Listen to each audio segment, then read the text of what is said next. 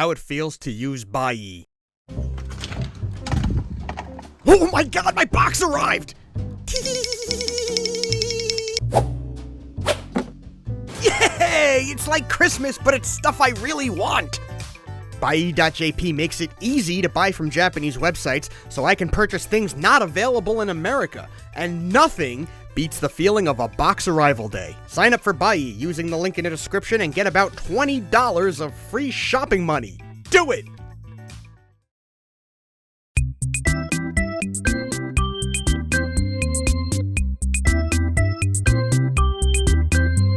Orga's in the house! The Godzilla anime trilogy should have just been the first movie. Oh, look! An old can of worms all opened up. The first film of the trilogy, Planet of the Monsters, is the best one in my opinion. In my original review, I gave it 3 stars, and I'm willing to even nudge it up to 3.5 now. Yeah, I gave it some grief for its lack of characterization, but I can adjust the rating curve if we look at this more as a modernized 1960s era sci-fi feature, where characterization was just as thin, and it was less about the human and more about humankind as a whole. Rod Serling would be proud. Planet is also the most thrilling one because every moment of the film is a ticking time bomb. Every decision is a risk and time is never on the human side. Plans have to change, adapt, be compromised, but things keep pushing forward, and Haruo proves to the other castaways, and to us viewers, that he is a leader and is very smart. The only lingering issues I have with Planet, I've realized, are tied to the limitations of the animation itself. Soldiers all wear the same uniform, so it's solely up to facial recognition to tell them apart. But they all have the same face, so it's really up to their hairstyle. Well, I found that if you— No! We have too much to cover today. No time for side skits. But what if we just did one? Go on! I gave City on the Edge of Battle 2.5 stars, and I stand by that. It starts with some of that momentum and urgency from the first movie, but by the time they reach Mechagodzilla City, that momentum grinds to a halt. Haruo's not really driving this plot forward. He's not constantly thinking and planning this time around. The moments where we might see a softer side of him are kinda wasted. He's just there to get the exposition now. Godzilla's not doing anything most of the movie either. Instead, the movie delivers several back-to-back scenes of conversations and exposition dumps, and my issue with this is, this animation style does not do this kind of stuff best. Expressions are stiff, the CGI here isn't great at carrying a half hour of character interactions, and the movie begins to feel like a PlayStation game cutscene, and things feel delivered like a video game cutscene. So many interactions feel lifeless, the visuals just can't meet the moment. And when you try to pile so many exposition scenes together like this, that's when the animation's limitations show. By the time things pick up again, the thrill has already dissipated. Oh hey, are we watching the anime trilogy? Get the fuck out! Now the third movie, The Planet Eater. 2 stars!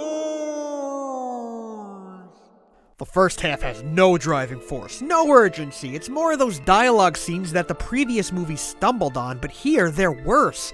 Characters are very repetitive. They're slow to pick up on things that the viewers picked up on in the last movie.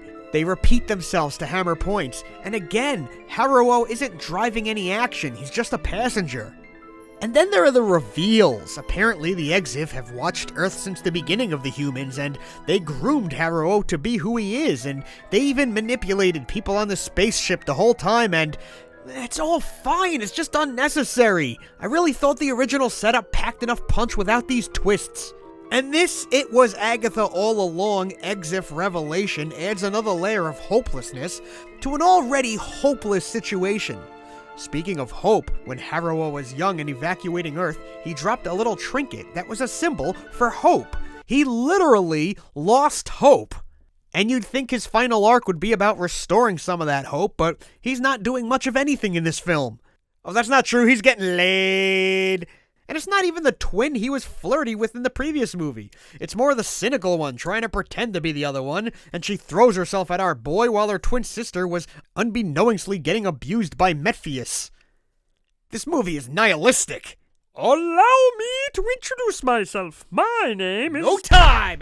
The Exif call on a spaghetti King Ghidorah who immediately destroys the ship. That part was actually really cool.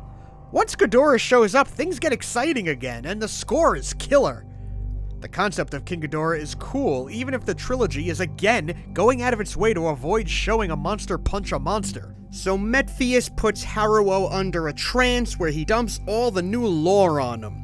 Since the beginning, humans were meant to take technology too far, so that we could feed the monsters who rise up, so that they and the entire planet could be offered to Space Ghidorah. Oh, and at one point, yeah, the tribe do call on Mothra, who kinda breaks Haruo out of a psychic prison Metphius put him in.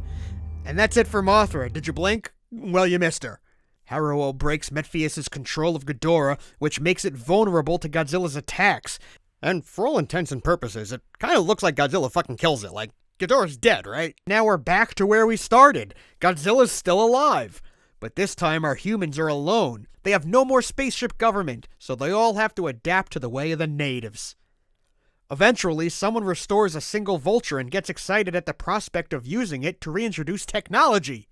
But Haruo says, fuck that, be cavemen, and he flies the vulture into Godzilla, destroying it and killing himself. Oh, and he had a baby on the way. Forgot to mention he had a babe. Well, anyway. The reason Haruo does this is because Metphius threatened that King Ghidorah will return when humans are once again technologically advanced, so Haruo is going to postpone this as much as possible by destroying the vulture. So he's not dead. See, this would have been cool if it was Godzilla that Haruo hated more than anything that actually saved the human race by breaking this cycle with the Exif by killing King Ghidorah, but we can't have that, can we? Haruo destroys the vulture. Did he have to die too? He shouts that all memories of the past need to be erased, but for some reason he thinks he's the only one who remembers fighting Godzilla? I don't know. This was a trilogy about the one man on a ship with a smidge of hope left, losing that smidge of hope. Excuse me, can I just— No fucking skits today! Worst of all, I think Planet Eater is derivative of the previous film. An alien race reveals they have the power to destroy Godzilla, and Haruo has to decide if killing Godzilla is worth the cost of his humanity, and both times the answer is no, and he stops the alien race to tremendous sacrifice? I've often wondered why this story had two alien races when just one would have worked fine. Is it to pad out the trilogy by repeating the script, but swapping the theme from technology to religion? If Planet of the Monsters had ended the story, it would have ended on a tragic revelation and its profound implication. But instead, the story just ends on an overwhelmingly cynical note. Everyone's a sheep, everyone's blind to reality, everyone's in it for themselves, and the problems will never be solved. Live in a cave or die. Even Shinji got it better, man.